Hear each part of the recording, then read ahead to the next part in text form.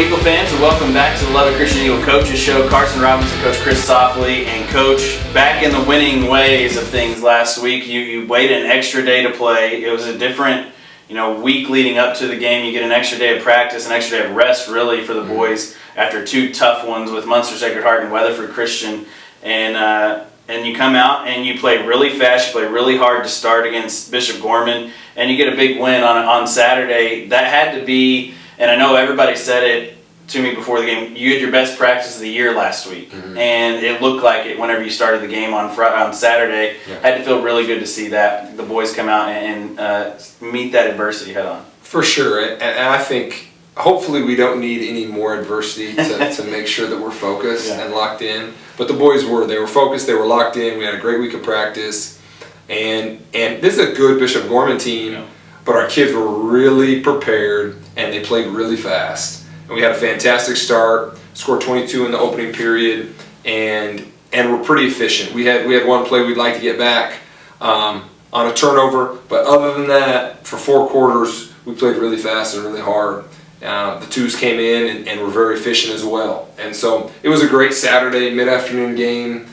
There was a bunch of ranked matchups in college football, but we were busy having fun at a fantastic stadium in Breckenridge. And so it was a good day. It was a good bounce back for the Eagles. And any time you can pitch a shutout, doesn't matter who it's against, it's tough to do it in this day and age especially. And the whole second half, the twos were in there, like you said, and they did a great job. Late in the game, Gorman had a chance, and they stood up, bowed their necks, and got a stop. And that was big for me, for the young guys to come in there and get that adversity, not to put the other guys back. You see a lot of coaches, they'll put the starters back in so they don't give up the zero.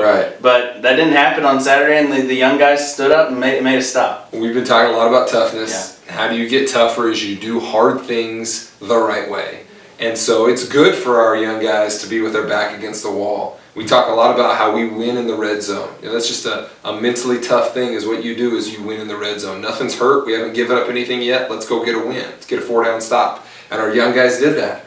We had a young Major Tucker recovering a fumble in a key moment. A young Barrett Lee at safety played really well. Garrett Crow had a TFL. So really proud of those guys coming in and playing hard. And you scored in all 3 facets of the game: offense, defense, and special teams, all scoring touchdowns. That's something that coaching staffs dream of when you're going into the game. We want to play well in all facets of the game, but every facet of the game scored a touchdown, so that has to mean in some way you played really well. You scored a touchdown on defense, you didn't give up any points on defense. That's huge. Right.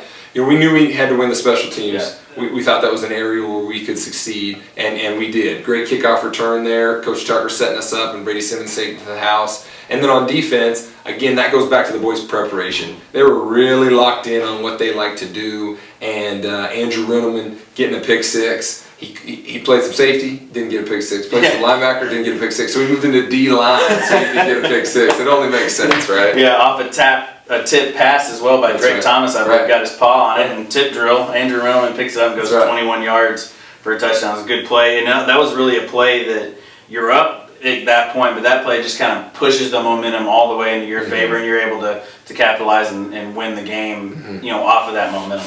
Yeah, the total team effort. I thought from player 1 to whatever we have still healthy and available, I thought they were locked in. They traveled well, foreign territory in a neutral site Saturday, 2 p.m., hot sunny day. We had a lot of reasons to have excuses and be mentally weak. And our boys answered the challenge, so I was really proud of that. And that's after a week where you lose a tough one to Weatherford Christian, who last week goes and loses a tough one to who we have Friday night, tomorrow night here at Lena Stephens Field in First Baptist. The Saints come in and they have athletes spread out all over the board. They're going to be fast. They got a sophomore wide receiver that's already receiving Division I offers from teams. A kid that played wide receiver up until the second half last week, then he moves to quarterback and spurs the comeback after they're down 35-7. This team presents some issues, some problems in the athleticism that they present. What does Lubbock Christian look like this week on the both ends of the football, defense and offense?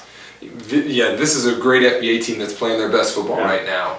And so they're a young team, and I think that's why if you look at the schedule, you see they played some young type games early. They got intimidated early. They got beat by some superior, mature teams. But this is a different team than they were at the beginning of the year. and they're really confident. They're playing really fast, and they're going to take a big trip out to Lubbock for a big district game. This will be a big game for both of our programs.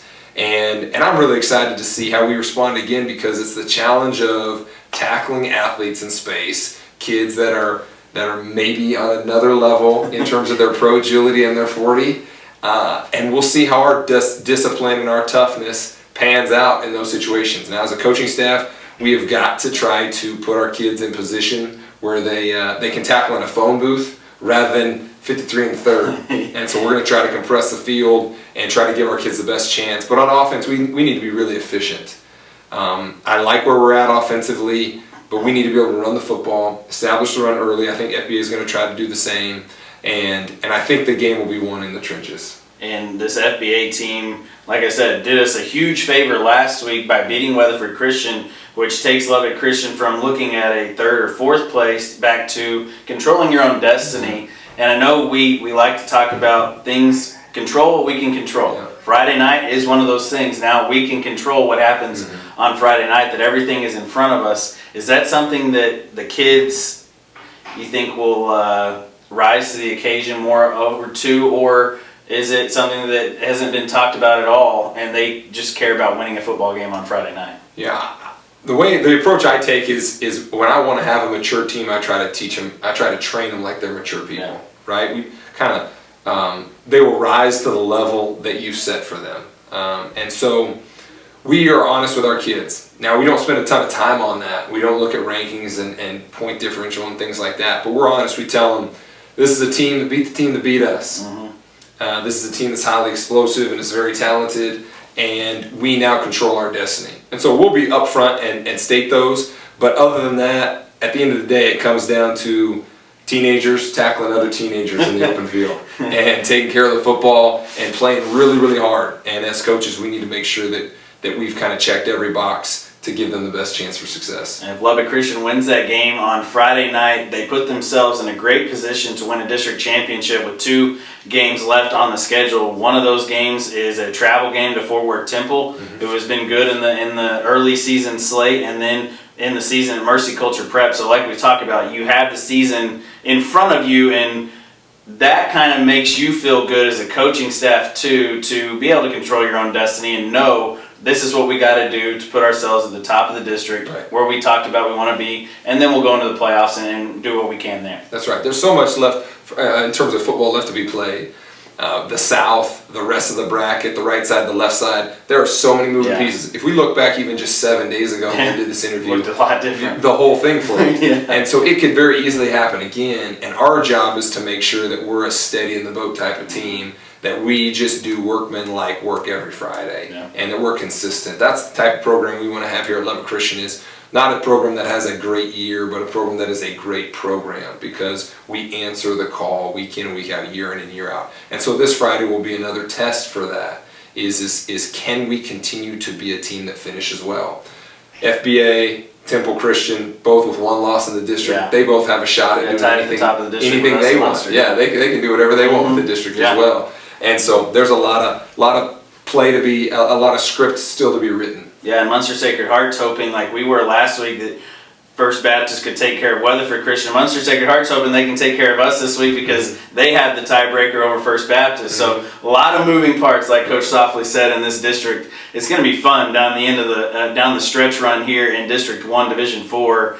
This might be the closest district race we've seen in quite a while. I mean, last year's was close as well, with Colleyville Covenant beating us at Colleyville, and then Trinity beating Colleyville Covenant a week before that, and everything got mixed up. Then we beat Trinity. Then we beat Trinity. No, I was getting there. I was getting there. Okay. We beat Trinity, so that's how we got the tiebreaker last year. We're the district champs, and this year you got a whole lot of different things that could come in because of the way that everybody's beating other teams and I was at 1 loss. Right. It's going to be fun to see how the end shakes out. But Lubbock Christian does control their own destiny, and that game will be huge on Friday night here at Lena Stephens Field, 6 o'clock kickoff for that one. The volleyball team in the Metroplex once again as they play for the district championship against Denton Calvary tomorrow night. I'll be traveling with volleyball to have that because Val will be playing on the JV before. That's right. But the varsity team, Coach Nina wants it. They can go to 13-0. They will wrap up a district championship over Denton Calvary. That one starts at 6 p.m. as well. So we'll have both of those games, both on NFHS and on our ESN main page and ESN2. And then volleyball, again, will be in action on Saturday at noon for their regular season finale